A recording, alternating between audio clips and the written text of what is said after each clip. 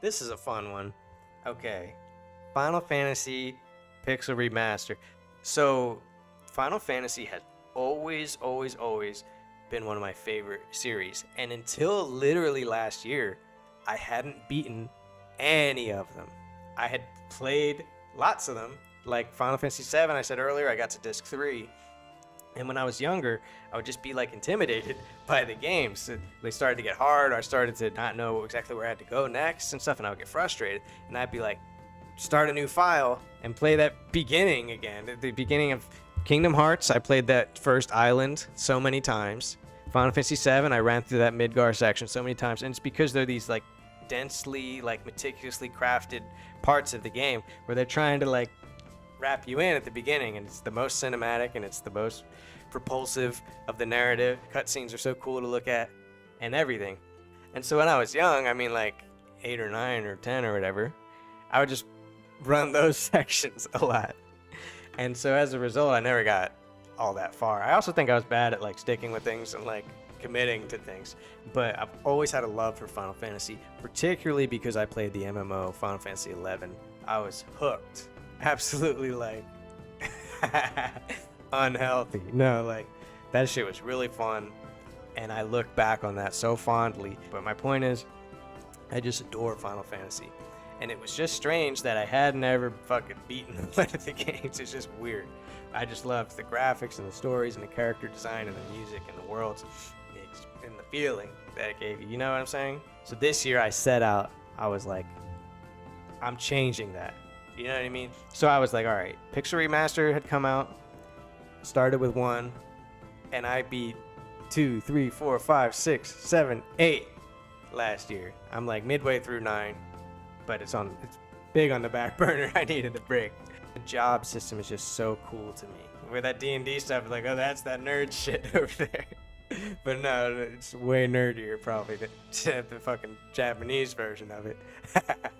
In the first games, you can only pick one job for each character, and it's locked in for the whole game.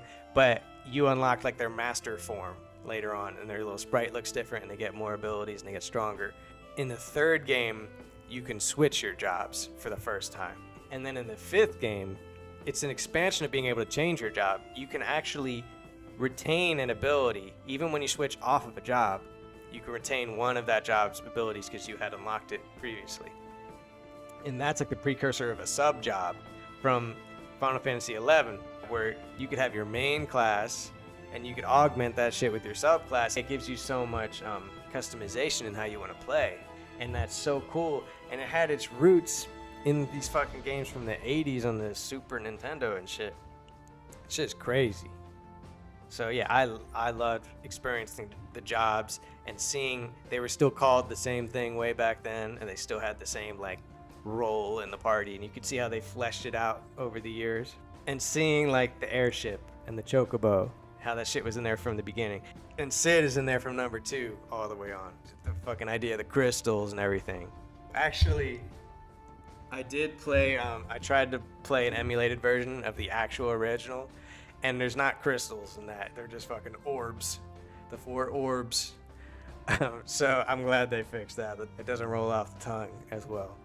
I always really loved 4 when they put the DS remake out with like the more chibi art style, and I really liked that because the main character was a Dark Knight, so he was like an anti-hero for the first time, where before it was all knight in shining armor bullshit. Now we have a Dark Knight, like a bad main character on this redemption story. That was cool, but it was also awesome that his best friend, his fucking rival, was a Dragoon. And my 2 real-life friends who I played Final Fantasy XI with, they were brothers. And one of them played as the Dark Knight, and one of them played as the Dragoon. So it was sort of this... it was sort of relevant to my life in a way. And this shit is relatable. Shit's crazy. But no, for real. The best storyline has to be number 6. I've heard people say that 6 is the best one in the whole series, and I can kind of see why they say it now. It's impressive, especially when you think when it came out in the fucking early 90s or whatever the fuck it came out. It did, spoilers for an old fucking game. Basically, the first half of the game, you're trying to prevent this villain who's like totally deranged from blowing up the world, and he succeeds halfway through the game, and the second half of the game is like this fucking shattered Earth, and you're trying to reassemble your team. Some of them died, some of them they're just missing, you never find them, and you just assemble the team back together as good as you can, and you go fucking fight the boss one last time. And that's a pretty cool concept. Like, they went there. And so yeah, Final Fantasy VI is pretty cool. But you know, at the end of the day, you're still just reading those little chat boxes and looking at pixels on the screen. There's a limit to how much I could really like something where I'm so detached from the fucking emotions of the characters. They're just fucking pixels on the screen. Then I got into Final Fantasy VII because I intended to finally play Remake anyway. So I was like, well, I just played 1 through 6. Might as well hop into 7 first. And my friend, who's been dying for me to finally beat Remake, was like, dog, you don't have to play the original. I was like, listen, I'm OCD. I like doing things a particular way. You know, I like reading the book before I watch the movie, whatever. So I played it, and I already said the mystery just started to get overcomplicated and just like ridiculous. To me, this story was already good enough. Like, if they played it face value, where there weren't all these twisty fucking what's happening, like where's this going, just very crazy, they could have just played it more straight, and it already would have been awesome. And that's what I kind of thought with Remake, like how it's getting so meta and like it's going crazy. It's going Kingdom Hearts. It's going Tetsuya Nomura. You know what I mean? It's going crazy. And I sort of wondered, like, man, if they just remade Final Fantasy VII like the original, that probably would have been good enough. I don't know. I don't know where I stand on that one, but I'm in. Like I said, I'm just 100% in. But anyway, so, you know, Final Fantasy VII was fun. I wouldn't recommend it. At the end of the day, the translations are really bad, and the pixels are fucking horrendous, dude. Like, the first foray into 3D, it was bad. But it was impressive that something so cool could exist with that fucking limited technology. Something really cool that stood the test of time. Like the character designs, fucking Barrett. I've talked about Barrett. The toys on the way, the action figure. You know what I'm saying? Like, it's impressive that that would stand the test of time. Then I played 8. And 8 is kind of the forgotten one. There's some people out there who really loved it. I guess they played it at the right time. And everyone else is sort of like, what the hell was that? There's like this romantic subplot. It's sort of hard to follow up Final Fantasy VII, I guess. But 8, it's like the characters, like their designs were pretty cool, but their personalities were pretty bland. And the story wasn't really memorable. You're just like a mercenary from this like university, basically.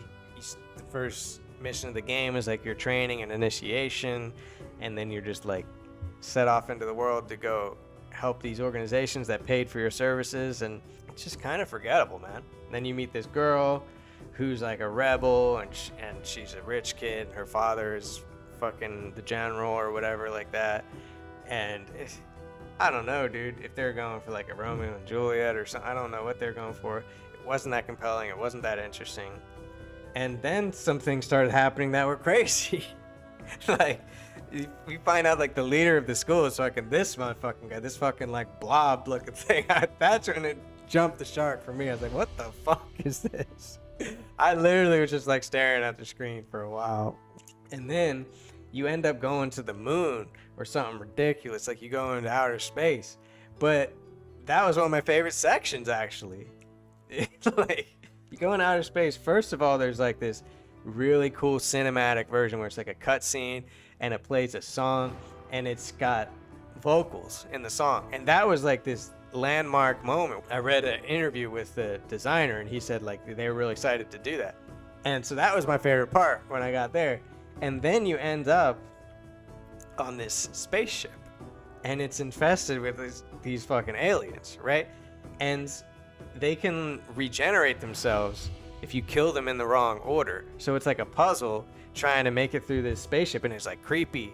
And that part was really cool. That was memorable. I was like, okay, this is awesome. And then we went back to the planet, and I hated it again. That was my experience of the game. It wasn't great. And then they have like this card game, which this is where they sort of introduced, like almost every game since then has had like a mini game associated with it. Like Final Fantasy X was Blitzball. And it was just frustrating. Like, the penalty for losing the card game is the opponent will just take one of your cards, and they'll just take your best card. And so it's like, this game design is horrible, because you're basically being punished for being bad to a degree that you can't get better, because now you're not only is the other player better than you, but now he took your best cards. It's like, what the fuck? So it's just encouraging you to, like, save scum, but I didn't care enough to load my save. I was like, fuck it, you just got my best card. I guess I'll just hate the card game now. So there was a couple of times when I had some good cards and I beat up on some people, and it was kind of fun. But then you'd go to a new region, like you'd be on the other continent, and then we'd be playing by their rules. They had these fucking different rules, and they'd beat me and steal my cards. I'm like, what the fuck? Shit was just stupid. I don't know, it's just stupid, dude. You changed the rules on me.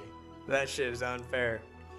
The funny thing is, in Final Fantasy VIII, when the credits are rolling, they're playing this cutscene, and it's like a camcorder. Like, you can see that it's recording in the top right. And they're like at this feast or whatever, the celebration at the end of the game. And their personality shines through in such a way where I kind of fell in love with the characters as the credits were rolling on the game. So it was like, they didn't sink their hook into me until literally when the game was over. So I don't know. I think it was forgotten probably for a good reason. That's where I only got through a little bit of Final Fantasy IX, so that's for a future video.